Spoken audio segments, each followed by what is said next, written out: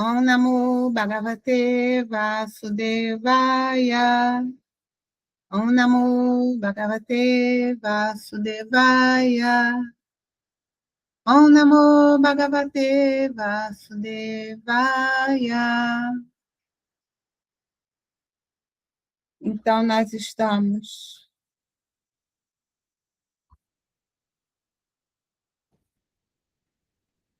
Srimad Bhagavatam, canto 1, capítulo 13, Dhritarashtra abandona o lar. Verso 51. Dhritarashtra sahabratra Gandharyacha Swabharaya Dakshinena Imavata Krishnam Ashramam Gatha. Verso 52. Srotobi Saptabir Yavai Svardhanuni Saptadavyadat Saptanam Pritaye Nana Sapta Srota Prachakshate.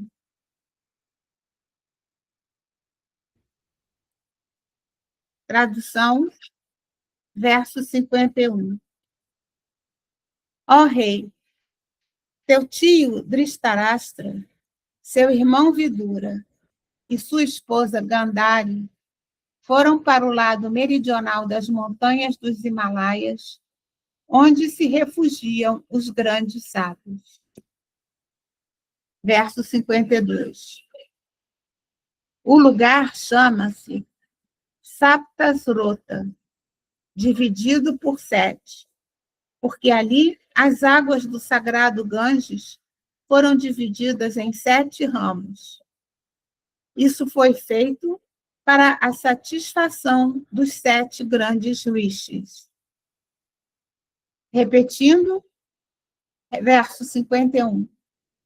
Ó rei, teu tio Dhritarashtra, seu irmão Vidura e sua esposa Gandhari foram para o lado meridional das montanhas dos Himalaias, onde se refugiam os grandes sábios. Verso 52.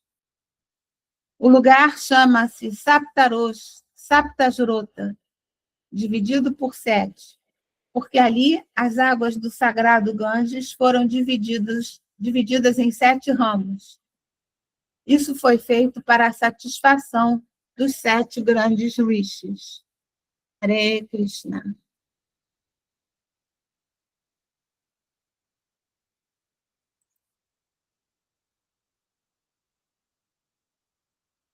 Está com o microfone fechado. Tasmai Shri Gurave Namaha. Hare Krishna, Krishna Krishna, Hare Hare. Hare Rama, Rama Rama, Hare Hare. Ó energia suprema, amor divina, ó Mahamantra, libertador do ser, desperta-me, eleva-me, envolve-me, protege-me. Hare Om Shanti, Namaste, Om Tat Sat, Hare Krishna. Muito bem, muito bom dia a todas as pessoas aqui presentes na sala dos mantras. Para participar dos Gotas Védicas, eu vou mudar um pouquinho aqui a minha posição por causa da luz do sol que está refletindo aqui no meu rosto, para dar sequência aí, né? Nós estamos lendo do Srimad Bhagavatam, que é a Dhritarashtra deixa o lar, capítulo 1, versos 13, canto 1, capítulo 13, versos 51 e 52, né? A tradução, novamente, né, está se referindo aqui para a direção, né, qual foi a atitude que o Dhritarashtra tomou depois de ter aprendido o que se deve fazer no momento em que se está abandonando o corpo. Né? No momento em que você, né, chega na parte final da vida e no óbvio, não é? Que é a parte final óbvia, né, da experiência da vida humana, Então, chega nesse momento qual deve ser o comportamento de uma pessoa sóbria. E aqui está indicando que eles foram, né, para o lado meridional das montanhas dos Himalaias, onde se refugiam os grandes sábios. Que esse lado meridional se refere à direção nordeste dos Himalaias. Nordeste, por que Nordeste? O norte, nós temos os que é representado por Mercúrio, que significa Buddha. Em sânscrito, para nós aqui, Mercúrio, ele assume, né, a forma os romanos chamavam ele de Hermes, que tinha asinhas nos pés e ficava, né, viajando e transportando mensagens. Do ponto de vista védico, Mercúrio chama-se Buddha, ou Budi. E Budi é a capacidade para entender, para compreender e para transmitir o conhecimento. Então, os gregos pegaram essa informação e, né, acoplaram ao semideus Mercúrio, né, da mitologia grega, e aí ficou por isso daí para nós aqui, porque nós somos descendentes do Império Romano, nós somos remanescentes do Império Romano.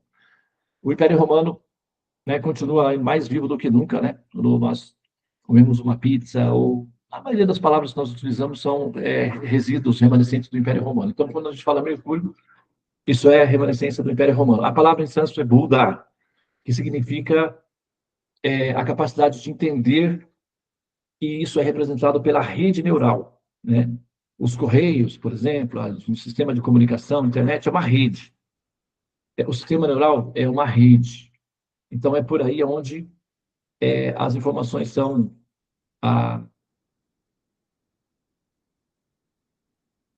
transmitidas enfim, conduzidas, né, ou trocadas. Então, essa direção norte, ela é relacionada ou linkada com esse princípio Buddha, ou Budi, que significa inteligência, tá? E o leste, que é o Sol, Surya. Então, nós temos dois tipos de criaturas viventes, dois tipos de entidades vivas. Nós são três entidades vivas, três tipos de entidades vivas. Sura, Asura e Vishnu. Então, tem os chamados, né, que aqui é traduzido como demônios, os devotos, que são os piedosos e os impiedosos, e o Senhor Supremo. Então, são esses três tipos de entidades vivas que interagem aqui. Então, Surya, que significa luz ou sol. Então, o Nordeste é a direção que ocorre a simbiose entre o Norte e o Leste, que é a luz e a inteligência, ou a inteligência iluminada. Tá? Então, eles vão para essa direção, os Himalaias, por conta dessa configuração. Outro fator, não é que você tem essa simbiose aí de norte com leste, da nordeste, e essa confluência, né? Essa convergência, produz uma inteligência capaz de entender a divindade de Deus, ou capaz de se adaptar à luz. Ok? Então, essa é a intenção nesse projeto aí. Outra coisa é que eles vão para os Himalaias. Os Himalaias é um local inabitado, né? Inóspito, inabitado. Então, a ideia aí é se afastar da turba. Se afastar da turba. A turba, né, como o ditado popular, né, a turba, né, tem um monge católico que escrevia dados morais, né, ditados morais. Em um deles ele escreveu o seguinte: sempre que estive entre os homens, menos homem voltei. O silêncio do claustro é onde eu encontro a minha verdadeira vocação para ser o que eu sou, ou seja, para me encontrar. Os eremitas, né? Por exemplo, São Jerônimo, que foi o compilador da primeira Bíblia em latim, né? A chamada Vulgata, que ele traduziu a primeira Bíblia, São Jerônimo. Ele era um eremita, morava numa caverna, só que ali no deserto, né? Morava no deserto, numa caverna, Então ele vivia ali. E os eremitas se retiram para os lugares assim solitários, não apenas pelo fato de que ali eles não vão ter que, né, pagar contas ou assumir responsabilidades práticas na vida, lidar com outros seres humanos, mas principalmente para ouvir, não é? A voz da consciência que vai então colocar diante dele o inventário moral. Por quê? Esses lugares não têm público, né? Normalmente, as pessoas, de um modo geral, a gente tem essa tendência, que é algo que nós temos que trabalhar em nós temos que combater em nós, que é o que se chama de pratista, que é a inclinação para a autoadoração, que é a autolatria, né? Adorar-se a si próprio. E aí, nesse caso, é preciso de um público, né? É preciso de um público. Senão, a função da autolatria não se completa, né? Que é a adoração da personalidade pessoal, pratista. E um dos objetivos que se quer alcançar com essa fuga, ou essa retirada, esse exílio voluntário, é justamente lidar ou tratar desse problema crônico que é o pratista, porque ali você não tem público. Uma caverna, quem vai te aplaudir?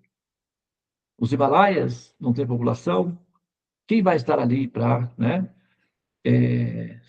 adorar ou ser adorado? Então, ali é um ambiente onde a pessoa se depara consigo mesma e ela tem que lidar, né, com as próprias mazelas, com as próprias idiosincrasias pessoais internas. Então, a consciência, né? Meditar significa ouvir a voz da consciência, né? Silenciar a consciência também significa silenciar a capacidade moral de discriminação, de autoanálise. E isso é como, por exemplo, fazer de conta que você não deve. Sabe quando alguém vem na sua casa mandar uma cobrança ou manda uma mensagem de cobrança e a pessoa não abre a mensagem ou finge que não é com ela, com a esperança de que a outra pessoa esqueça ou desista ou vencer pelo cansaço? Muitas pessoas usam esse recurso, que é desonesto, obviamente, né? Então,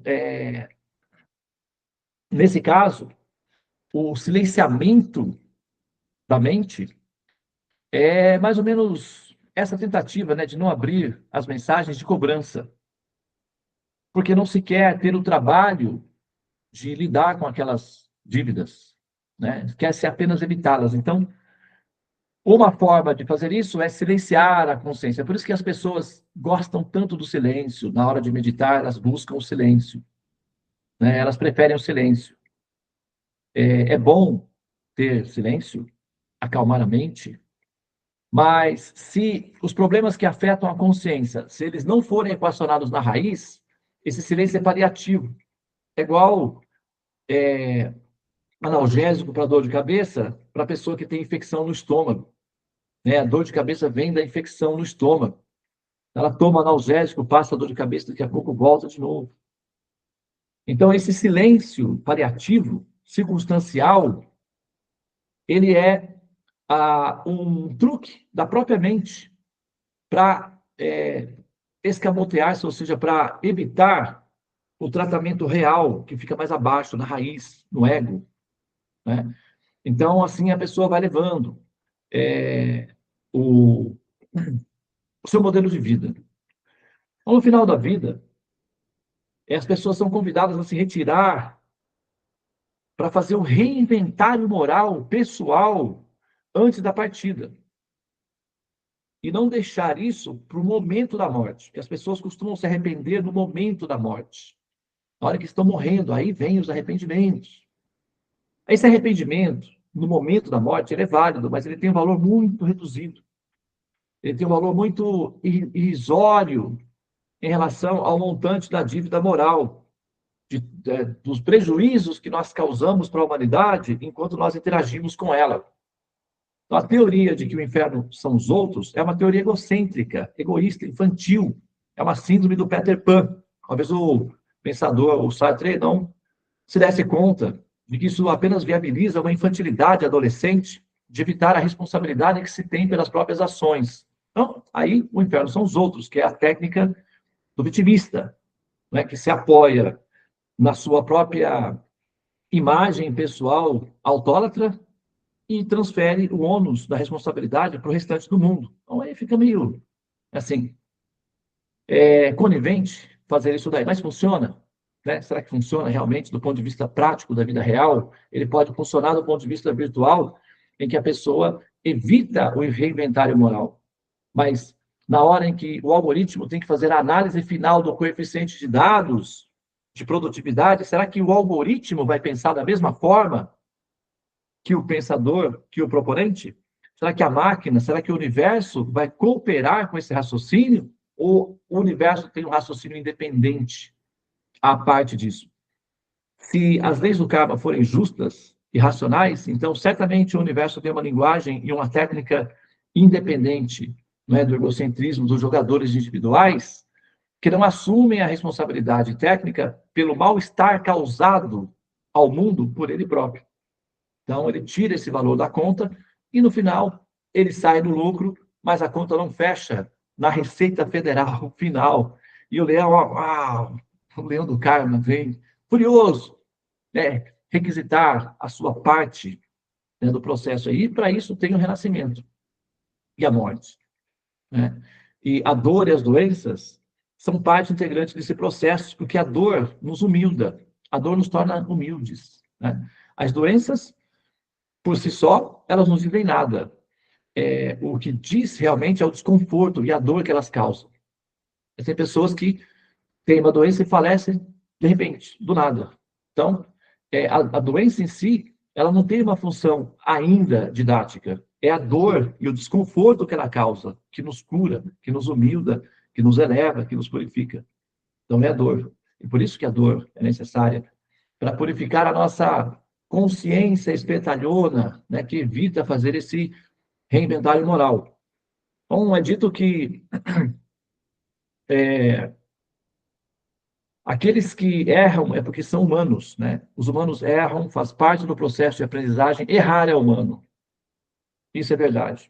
Entretanto, somente aqueles que estão destinados a serem divinos é que ousarão, com valentia e coragem, corrigir os seus erros ainda em vida, de forma consciente e voluntária, e não pela pressão do desespero, que isso é um truque psicológico muito comum e previsível para a maioria das almas condicionadas. E aí, elas se assustam, aí se arrependem. Mas esse arrependimento, ele é condicionado, ele não é consciente, ele não é elaborado, ele não é pensado, ele é condicionado. Então, o valor dele é bem pequeno, né? Mas tem um valor, mas ele não é o suficiente para resolver o problema, a questão envolvida, né? Então, esse retiro, ele é normalmente indicado para as pessoas que já estão numa fase que seria na terceira fase desse processo, né? Um instante, pessoal. Chegou alguém aqui.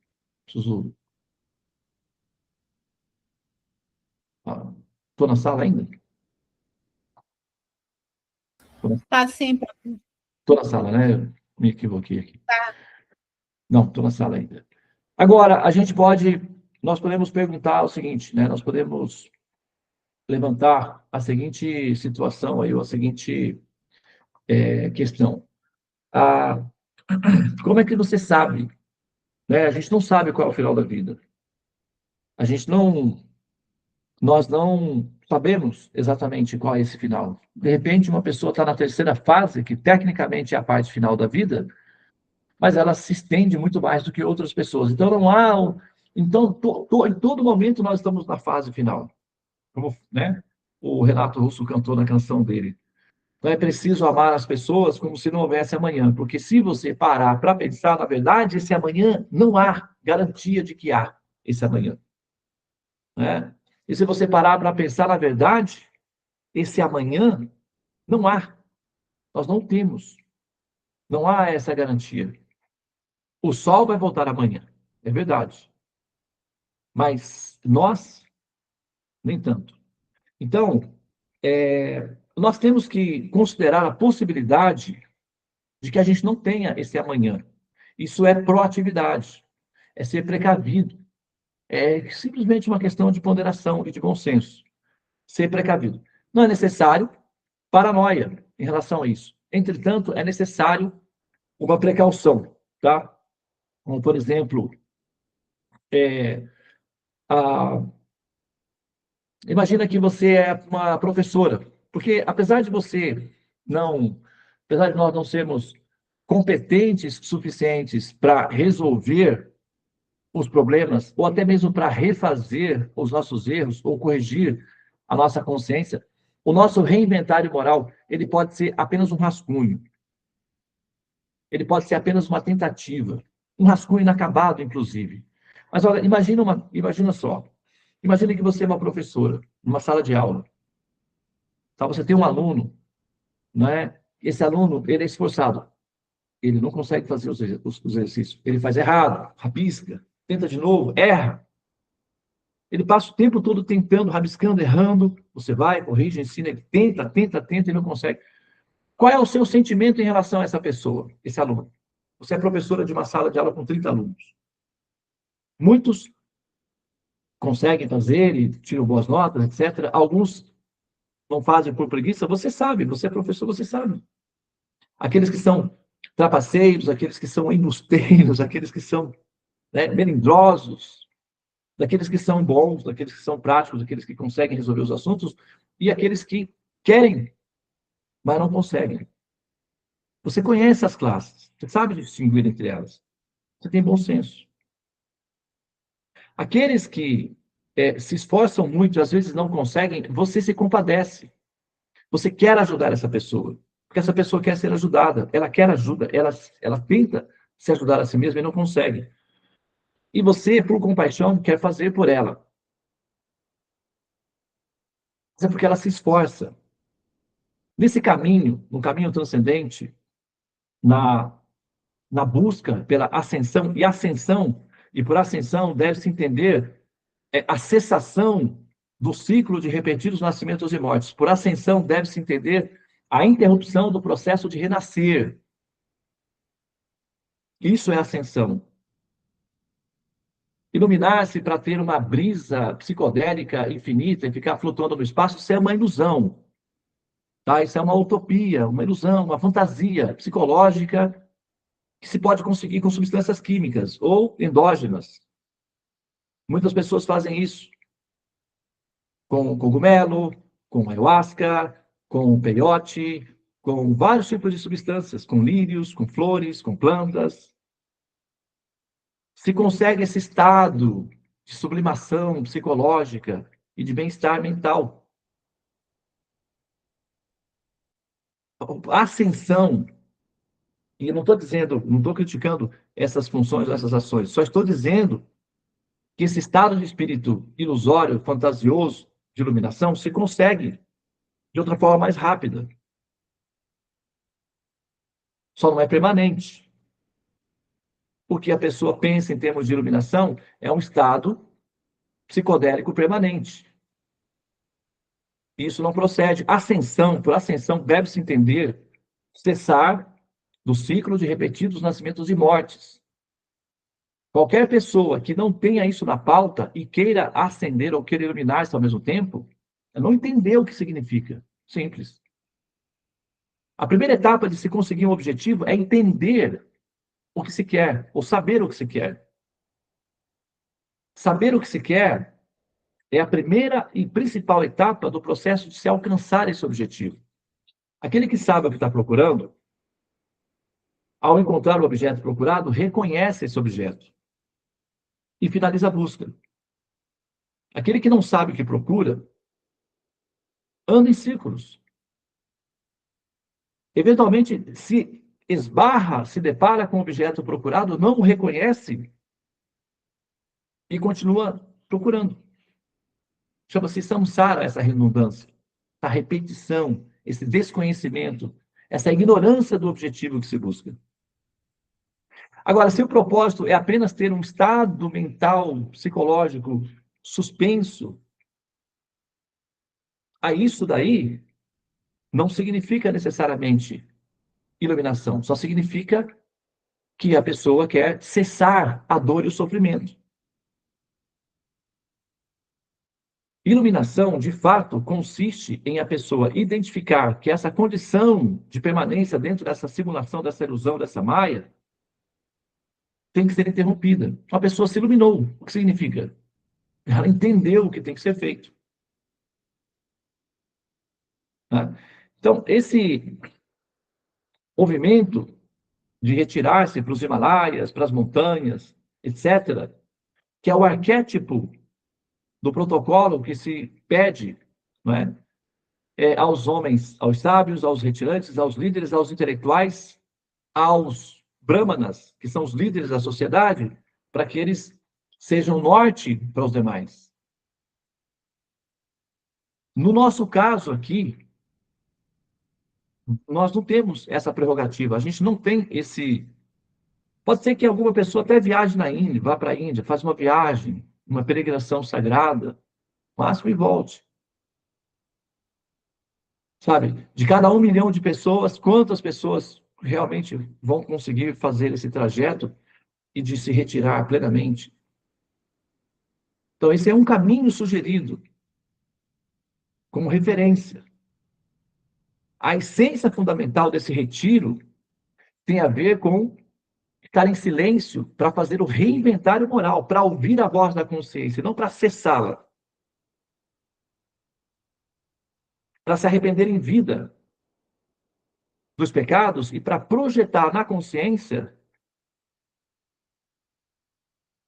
uma renovação daquilo que dos erros que não se deverá mais ser cometido, caso haja uma nova oportunidade. É assim que se evolui.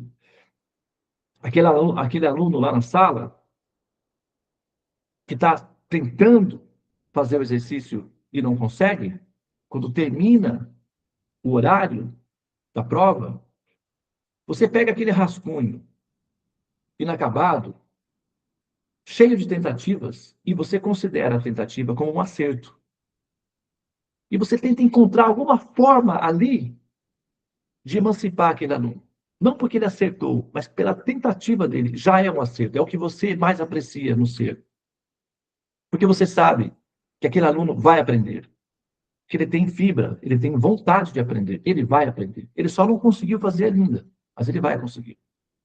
Mais cedo ou mais tarde ele vai. Assim também, o universo, que é uma criação de Deus, e portanto Deus, atua em relação a nós. Nós não nos é esperado a nossa perfeição, nosso estado de perfeição. Mas é esperado, sim, o nosso comportamento proativo, altruísta, dedicado e sincero de se melhorar e de aprender constantemente. Toda hora é hora de aprender. E se a fase final da vida te encontrar nessas condições, você pode ter certeza absoluta que você vai estar, ao sair, em paz. Porque aprendendo você vai descobrir que você tem que libertar-se da doença fatal e letal da avareza. E a avareza faz com que você trapaceie, engane as pessoas, cause ansiedade, as roube, tome delas e não devolva, cause sofrimentos a elas por pura vingança, por desejo de vingança. Então, da avareza surgem todos os tipos de males. E aprendendo, evoluindo, você vai saber que a avareza é uma doença fundamental que tem que ser erradicada do coração. E se o momento da morte te encontrar, enquanto você estiver tentando erradicar do seu coração essa semente do mal, essa mãe de todos os males, mesmo que você não consiga, não porque você é conivente, mas porque você ainda não tem força suficiente para libertar-se desse mal, dessa doença, dessa adicção à violência, que é a avareza, Deus e o universo entendem que você está tentando seriamente, sinceramente. Então, isso é considerado um acerto. Por isso, nós precisamos ter essa dinâmica contínua no nosso dia a dia, da nossa vivência, da nossa experiência com o mundo, porque não é a nossa perfeição que conta tanto. Se tiver acertos e aperfeiçoamentos, isso conta muito. Mas o mínimo que se espera de nós é a honestidade de admitir a nossa doença, o nosso mal, e de todas as formas tratar isso.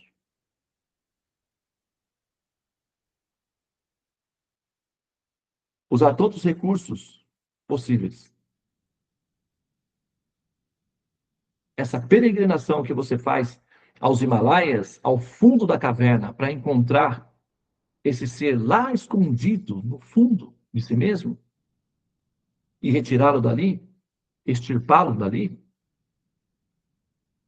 é a peregrinação que nós devemos fazer, independentemente de poder ir para a Índia, subir nos Himalaias e morar numa caverna. Você tem uma montanha de orgulho dentro de si, que talvez não seja externa, mas talvez seja do tamanho dos Himalaias. E há muitas cavernas aí onde se esconde a violência, né? A trapaça. E eu não estou dizendo isso para vocês, especificamente, porque eu também faço parte desse conjunto, mas o que a gente tem que ver é o que nós temos que tirar de dentro de nós para justificar a essência dos conhecimentos sem precisar fazer os sacrifícios externos que são sugeridos nas escrituras, e não só nessa, né?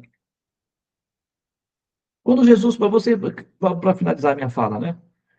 Vamos supor que você seja cristão. Vamos imaginar que você seja um cristão. Então Jesus vai dizer que é mais fácil o camelo entrar no fundo de uma agulha. A agulha eram umas portinhas que tinha nos palácios, templos e casas, onde dava para passar apenas uma pessoa. Não é essa agulha. Essa também pode ser funcional. Mas o exemplo que se dá é que quando os camelos chegavam ali, eles não entravam. Eles ficavam do lado de fora. Tipo um curralzinho, né? Chama uma tabu aqui pra gente. Então, é mais fácil um rico ou um camelo entrar no fundo de uma agulha que um rico entrar no reino dos céus. Ué, quem é que não quer prosperidade entre nós? Vamos ser sinceros, honestos. Qual de nós não quer ter o suficiente para pagar as contas e um extra para passear, comprar algumas roupas, presentear os amigos?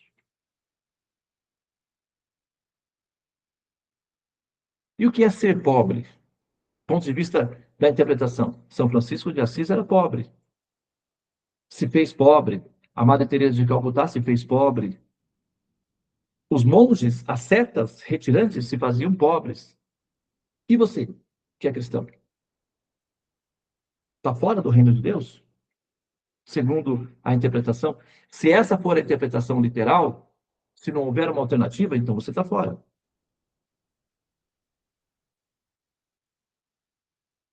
Né? Então, o que se espera, o mestre aponta a lua. O ditado é: o mestre aponta a lua. O que a pessoa comum vai enxergar? O que os tolos enxergarão? A ponta do dedo. O que significa isso? Os mestres apontam a essência fundamental do conhecimento, que pode ser adquirida e pode ser vivida por qualquer pessoa em qualquer circunstância de vida. As pessoas comuns enxergam a bandeira da religião, das instituições. E por essa bandeira, elas estarão prontas para causar estragos e violência contra outros, com outras bandeiras. Então, isso é como dar um tiro nos próprios pés. A essência, o fundamento do conhecimento deve ser buscado e aplicado no dia a dia. como se não houvesse amanhã. Como se fosse a terceira fase. É o rascunho que tem valor. Porque nós não somos capazes de fazer essas grandes austeridades. Nós não somos capazes de ser como São Francisco, de ser como a Madre Teresa de Calcutá, de ser como o Dhritarashtra, de ser como esses grandes yogis que se retiram. Não são todos que têm essa capacidade. Eles não são a nossa referência imediata. Eles são a referência daqueles que são, assim, gênios ou heróicos na batalha. Não é necessário que você seja. Não se espera isso. Na maioria esmagadora das pessoas, essa capacidade de renúncia integral e absoluta não está presente. E aí você está fora? Você fica de fora? Você vai ficar só rezando, contemplando e adorando e elogiando as pessoas que fizeram? E ficar com o coração cheio de ansiedade, se sentindo de fora? O teu rascunho tem valor. Olha uma faculdade. Uma faculdade não aceita apenas gênios. A maioria dos alunos que entram são alunos que têm a média e um pouquinho acima. Não é apenas gênios que entram. A transcendência não aceita apenas gênios. Você tem que ter uma média, um pouquinho acima. Então, é só isso que se espera. Então, o rascunho tem valor. Tá? Então, quando a gente ouve essas descrições dos yogis indo para os Himalaias, etc., o que nós temos que entender? Esse caminho é possível. Ele é disponível. Ele funciona. Muito bem. Mas para algumas, muito poucas pessoas na história da humanidade, no passado, no presente e também no futuro. Então nós temos que encontrar o nosso caminho. Nós temos que dar conta do nosso rascunho, que é o nosso reventário constante, né? Então é isso, tá? Eu vou pausar aqui e se isso for válido, né? Se essa informação ela nos alcançou, então eu acho que nós nos tornamos iluminados, talvez.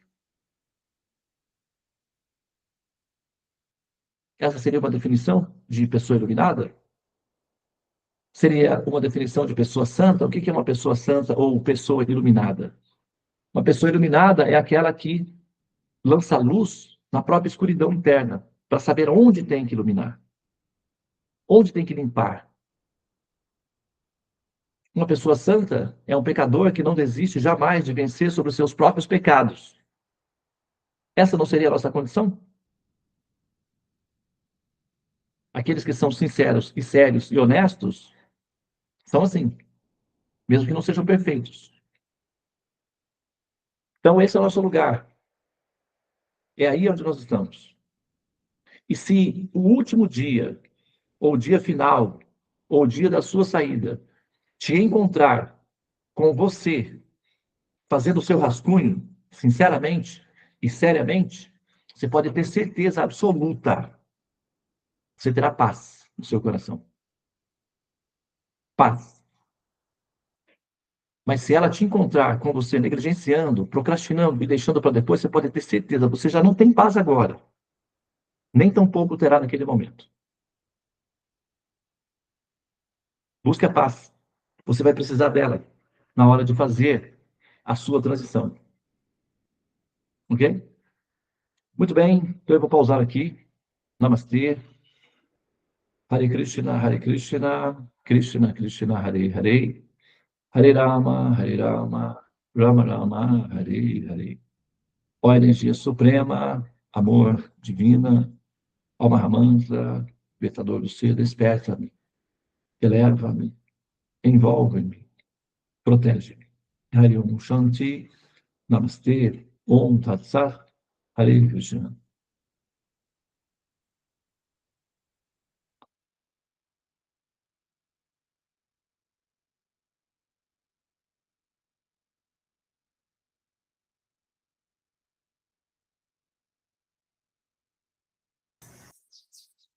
Muito bem, então, vou parar aqui a gravação.